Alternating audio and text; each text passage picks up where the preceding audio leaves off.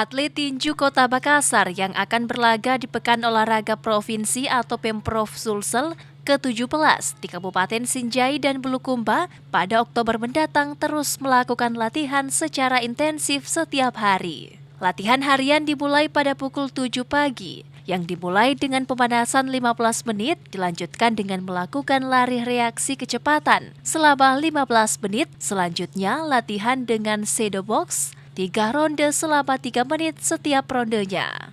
Pada perorangan juga menjalani pelatihan teknik dan taktik, serta kecepatan pukulan pada sasaran yang lemah seperti dagu, rahang, ulu hati, dan pada rusuk. Yang tak lebih penting dalam latihan ini yaitu menjaga stamina dan kondisi kesehatan untuk para atlet dalam menghadapi Porprov ke depannya. Setiap hari kami berikan latihan pagi dan sore.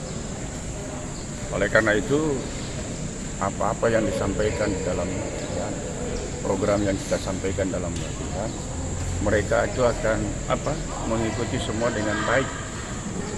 Dengan latihan yang keras begini ya kami selalu anjurkan, ingatkan, dan arahkan supaya mereka harus menjaga kesehatan mereka. Pada cabang olahraga tinju, Pekan Olahraga Provinsi Sulsel ke-17 di Sinjai dan Bulukumba, kontingen Makassar akan menurunkan 13 petinju dengan menargetkan 12 medali emas dan 1 medali perak. Ical Syahrir, Fajar TV dan Fajar Radio melaporkan.